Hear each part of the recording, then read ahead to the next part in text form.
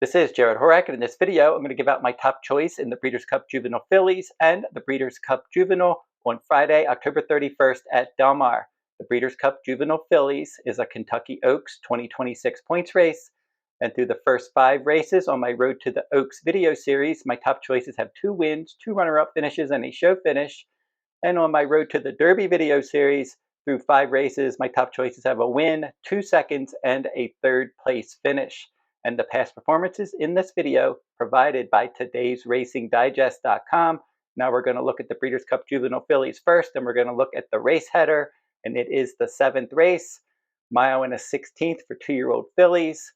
And for this event, we're looking at first the fire number that's highlighted in yellow, speed throughout a race, and Percy's bar has the best fire number with a 94. The next number over is the CPR, the comprehensive performance rating. That takes into account pace, final time, and closing fraction. And Explora has the best number by far there with a 133. Looking at the fast fig is a combination of performance rating and class rating. And we see Percy's bar has a slight edge over Explora. Then the final time rating. Again, we see Percy's bar with the edge there over Explora. And then the next line over highlighted in green, that's the class ratings, and multiple horses have run at this similar class level. And then over at the final time ratings, again, we see Percy's bar with that 138 showing the way.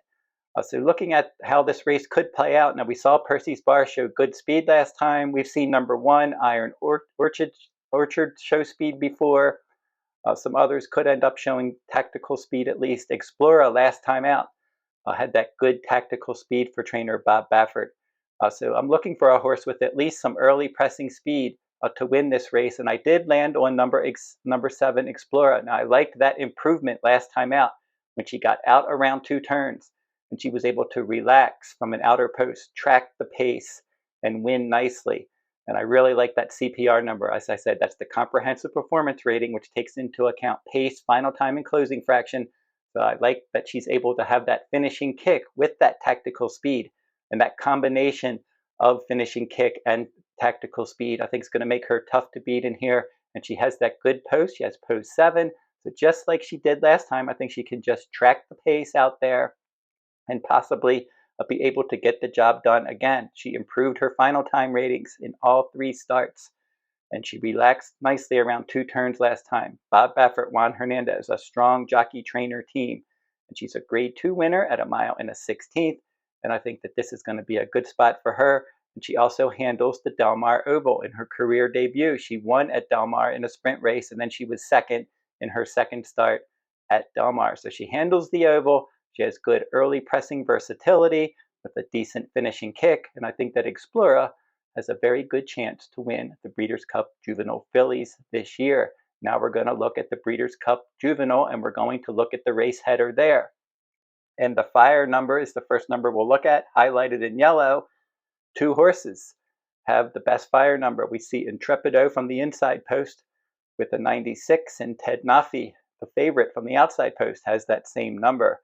And looking over at the CPR, again, comprehensive performance rating, pace, final time, and closing fractions, you'll see Intrepido with a 137, Ted Noffey with a 133. The fast fig goes to Ted Noffey with a 127.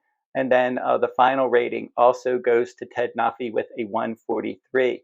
The class levels, multiple horses again have run in this class level. And then looking over to the final time ratings highlighted in blue, and you'll see Ted Noffey with that 143 showing the way. Now Intrepido from the inside post will probably be tracking the pace and saving the ground in here. Blackout time for Kenny McPeak, number 2. That one could be live in this event. Mr. AP, number 3, looks outclassed. Number 4, Comport, could be there early, probably not around at the end. Number 5, Civil Liberty for trainer Doug O'Neill, still a maiden. Litmus test for Bob Baffert will probably be forwardly placed in here, but number 7, Brant, is going to be most forwardly placed, most likely stretching out in distance in this event, and I think that they're going to send him out to the front.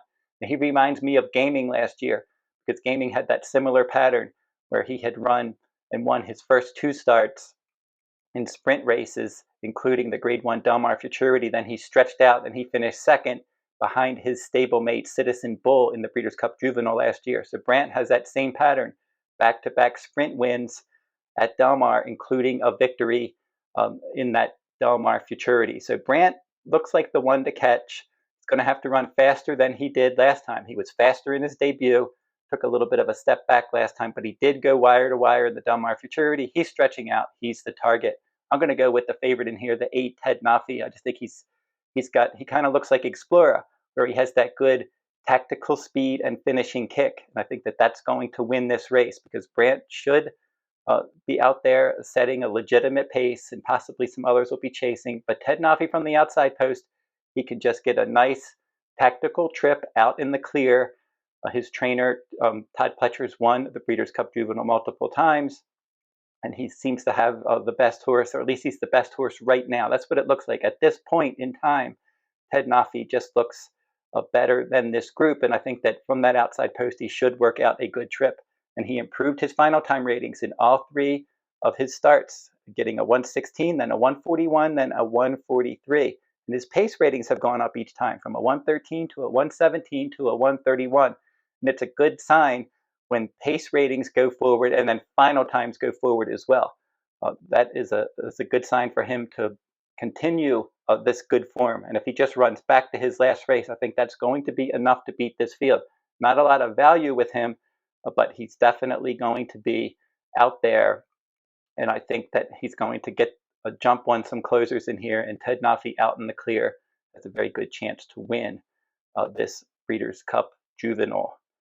And that'll do it for my look at the Juvenile and the Juvenile Fillies. And if you're interested in past performances, you can get those for Breeders' Cup Day. Now, Day 1 of past performances at today's Racing Digest, the complete digest is ready. If you want Day 1 of the Breeders' Cup, they're going to have Day 2 done soon. And then also, if you want their special for their Del Mar Fall Meet Special, all meet long, unlimited download from October 30th through November 30th at Del Mar for $99. So if you want to, and that includes both Breeders' Cup editions. So if you want past performances for the entire meet plus the Breeders' Cup days, that's a good deal. If you just want the Breeders' Cup Digest, you can get that. If you want my full cards for Breeders' Cup days and for all the days at Del Mar, my full cards can be found at todaysracingdigest.com or my handicappers page at that website. You can also get my full cards at therunawayhorse.com. That's my personal website on my shop page. And don't forget to like, comment, and share these videos if you like them. Subscribe to my channel as well. It's free to subscribe. And until I see you next time, good luck at the races and good luck in the Breeders' Cup.